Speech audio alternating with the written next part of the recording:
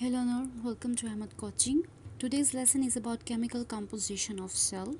We know that cell is the functional unit of life. It means all the activities, all the functions they are taking place inside a cell.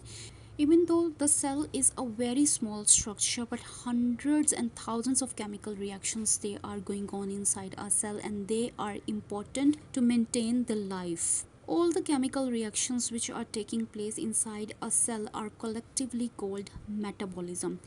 Whether A is converting into B, C is converting into D, or B is converting into D, every chemical reaction which is present or which is going on inside a cell will come under the category of metabolism. Metabolism is divided into two categories: anabolism and catabolism.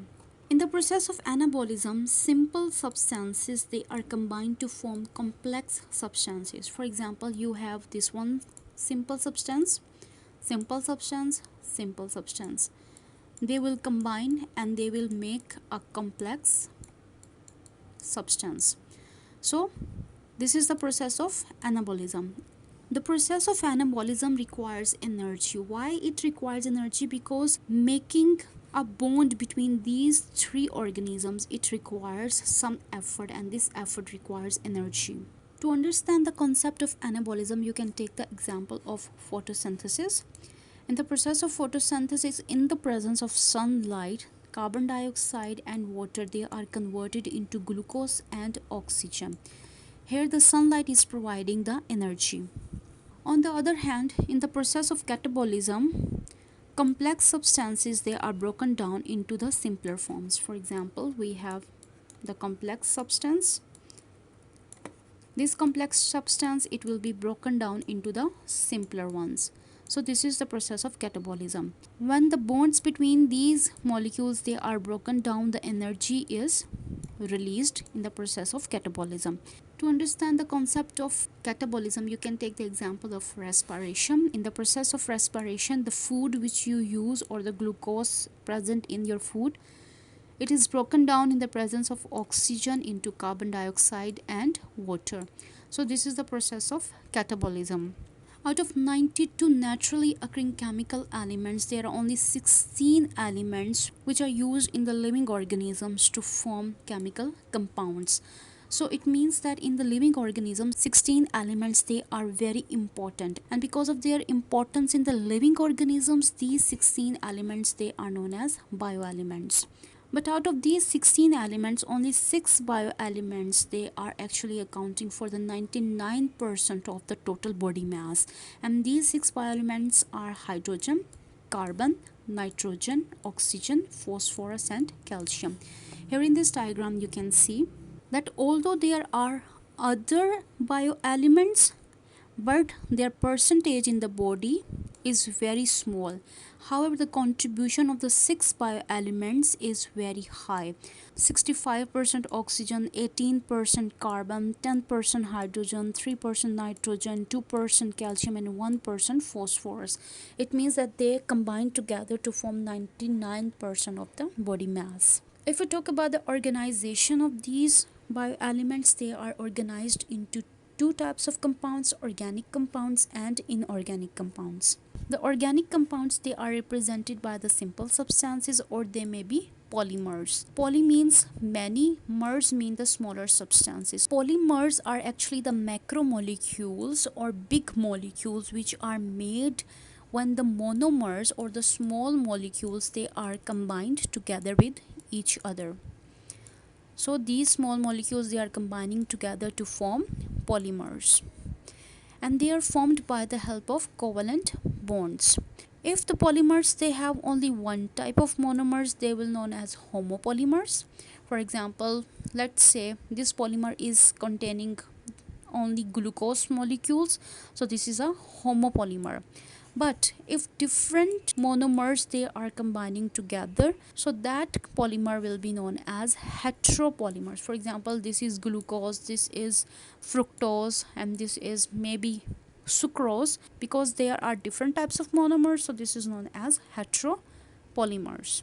While on the other hand, inorganic compounds are actually any substances in which two or more chemical elements are combined together in a definite proportions. For example, carbon dioxide, we have one carbon and two oxygen. Similarly, H2O, we have two hydrogen and one oxygen. So they have the defined proportion of these bioelements. That is why they are known as inorganic compounds.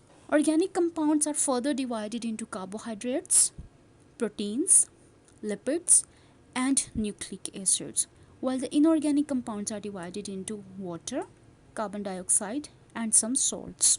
Carbohydrates play important role in structure and function of the cells. Carbohydrates are actually the main source of energy.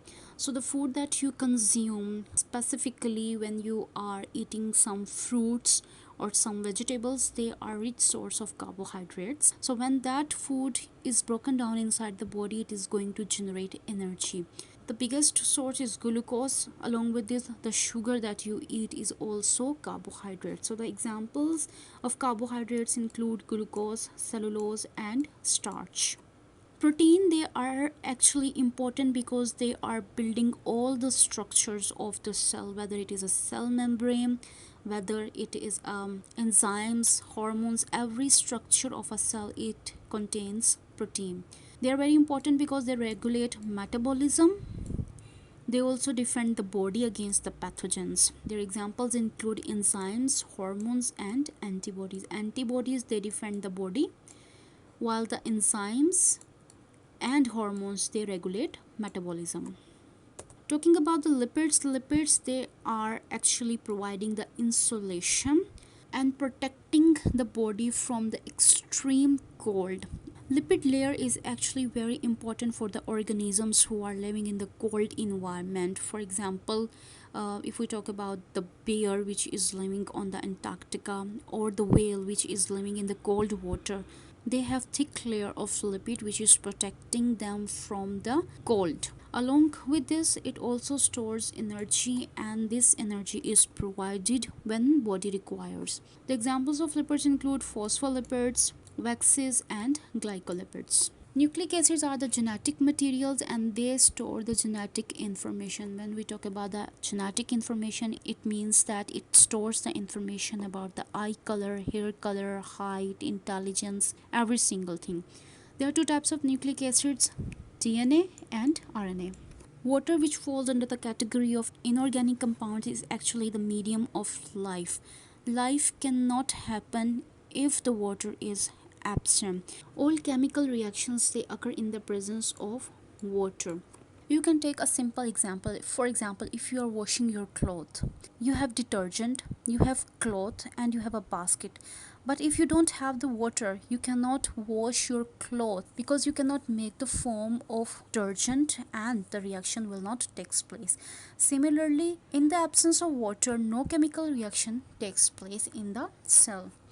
And there is about 65 to 89% of water depending upon the organism. Means different organisms contain different percentage of water. Carbon dioxide is actually the product of respiration. When you respire, when the food is broken down inside the body, carbon dioxide is produced. While this carbon dioxide is the substrate for the photosynthesis, it means that carbon dioxide liberated here is utilized in the process of photosynthesis. So it is very important. The salts, they are very important to maintain the health, and they are the important source of ions. For example, sodium, chlorine, and potassium. So if the salts, they are absent, or the amount of salt in the body is changed, it means that the health is changed. The salts or the ions, they are very important, while if they are conducting the nerve impulses or sending the signals from one part of the body to the other part of the body through neurons, whether in the heartbeats, in the brain functioning, every single place, these ions are performing very important function. So that was all about the composition of cell. In the upcoming lessons, we will study all these compounds in details. If you have any question, you can ask me in the comment section, and please subscribe to my channel and also like this video. I will see you in the next video.